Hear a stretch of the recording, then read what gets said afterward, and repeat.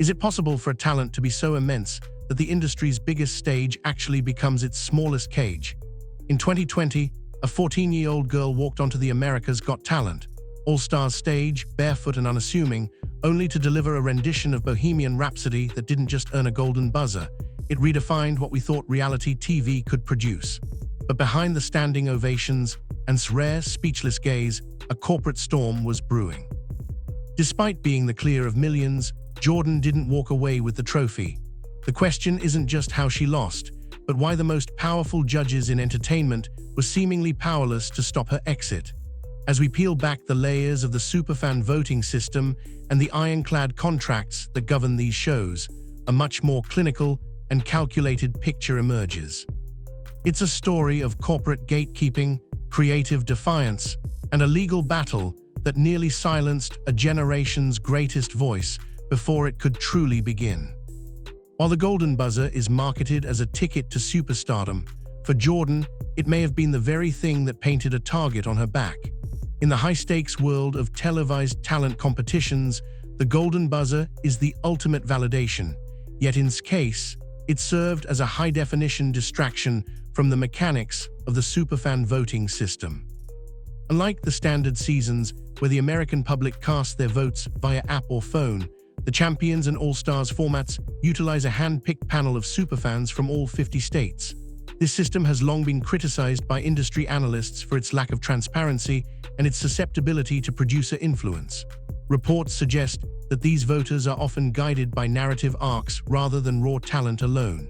When was eliminated before the top three, the backlash was unprecedented. Digital forensics on social media trends during the finale showed that her engagement metrics were triple those of the eventual winner. This discrepancy fueled intense speculation that the superfans acted as a buffer for the network, allowing them to bypass a contestant who was already too big to be molded.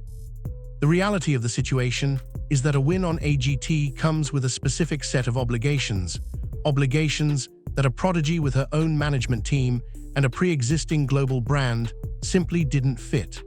The judges' praise was genuine, but their votes were essentially ceremonial in a system designed to the controllable underdog over the established powerhouse. This wasn't just a loss, it was a clinical exclusion from a corporate circle that realized they couldn't own the rights to a star that had already risen. Its early comments about the difficulty of her path weren't just praise, they were a subtle of the corporate walls she was about to hit. Winning a reality show is often described as a dream come true, but for a performer the fine print of that dream looked more like a professional nightmare. To understand why the judges couldn't save, one must look at the standard and music contracts that accompany an AGT victory. These agreements are notoriously restrictive, often granting the label near total control over a winner's image, song choice, and touring schedule for years. Jordan, however, was not a blank slate. Having already won Norway's Got Talent at age 7, she arrived in Hollywood with a sophisticated understanding of her own brand and a refusal to compromise on her jazz-rooted soul. Sources close to the production have hinted that during the final weeks of the competition, there were significant creative differences regarding her potential post-show trajectory. While the show's producers allegedly wanted to pivot her toward a more commercial, high-energy pop sound to maximize immediate streaming revenue, remained steadfast in her commitment to her timeless, melancholic style. This resistance reportedly led to a contractual stalemate.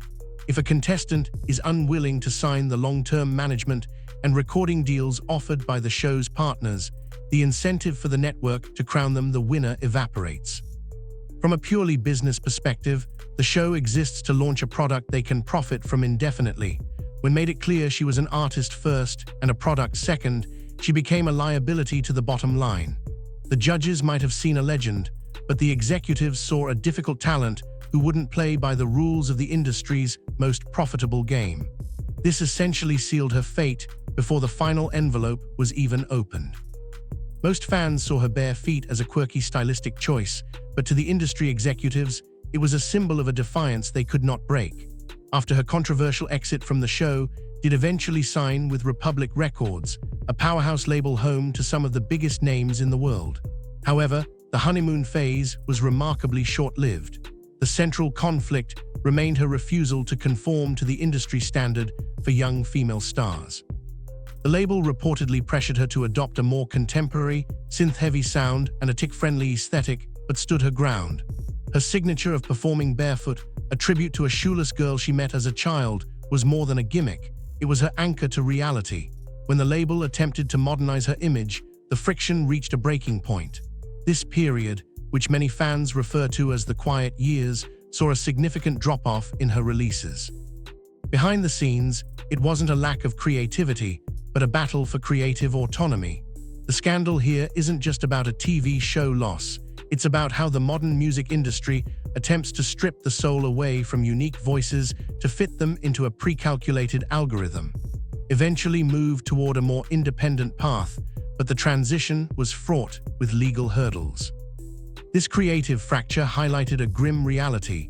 Even with the backing of the world's most famous judges, an artist's greatest struggle often begins the moment the stage lights go out. The silence that followed her TV appearances wasn't a failure to launch. It was a strategic retreat into a legal foxhole as she fought to regain the rights to her own voice and artistic direction. While the world wondered where the girl with the golden voice had gone, she was actually locked in a high-stakes legal battle that threatened to erase her career entirely. By early 2025, the struggles took a much darker and more litigious turn. Investigative reports began to surface regarding a complex web of lawsuits involving international performance rights and a specific dispute with European broadcasters.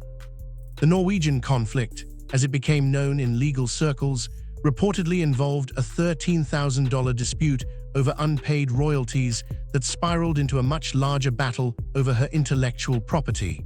During this time, entered a total media blackout. Her social media accounts went stagnant, and scheduled appearances were cancelled without explanation. It was later revealed that this wasn't just about money. It was about security threats and aggressive litigation tactics used by former associates to keep her from performing independently. In the industry, this is often referred to as shelving an artist, making it legally impossible for them to work until they give in to the label's demands. The sheer intensity of these legal wars would have broken most performers, but it became the fire that forged her current independence. The fact that the AGT judges, many of whom have their own labels and production companies, remained silent during this period spoke volumes. The industry protects its own interests, and when a talent decides to go rogue and fight for their rights, the support from the establishment often vanishes. This blackout was the lowest point in her journey, a moment where the scandal transitioned from a TV show snub to a fight for professional survival against a system that refused to let go. In a world obsessed with being seen, Jordan's most brilliant move was her decision to disappear, only to reappear on her own terms. Now in 2026, the narrative has shifted from what happened to Jordan to how did she win the war. After successfully navigating the legal minefield of the previous years, has emerged as a pioneer for independent artists. Her recent moves have completely bypassed the traditional industry gatekeepers who once tried to suppress her. The most shocking development has been her Vegas blackout residency. Unlike typical residencies that rely on massive social media blitzes and televised promotions, shows have been shrouded in an intentional lack of digital footprint. No phones are allowed, no clips are leaked, and tickets are sold through a private fan network. This has created a level of prestige and mystery that the manufactured stars of AGT could never achieve. She is reportedly outearning her previous major label projections by nearly 400% by owning 100% of her masters and merchandise. This independent revenge serves as a scathing indictment of the reality TV machine. The judges couldn't save her because the system they represent was designed to harvest her, not help her. By walking away from the trophy and fighting through the legal accusations and corporate shelving, she has proven that a golden buzzer is just gold-plated lead if it comes with the price of your soul. Jordan didn't lose America's Got Talent, she survived it. And in the process, she's shown every aspiring artist that the biggest stage in the world is the one you build for yourself, far away from the cameras and the voting booths. The saga of Jordan serves as a chilling reminder that in the high-stakes world of entertainment, talent is often the least important factor in the eyes of the executives. We watched her perform with the hope that the system would recognize her greatness, but the system only recognizes what it can control.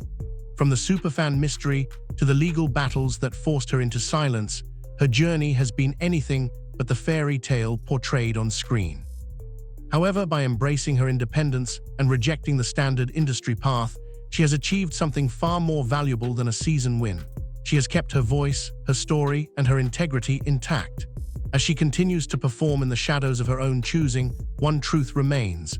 The judges didn't save her because she was the only one in that room who didn't need saving. Jordan is a cautionary tale for the industry and a beacon of hope for the artist. The next time you see a golden buzzer, ask yourself, is it an opening door or a gilded cage?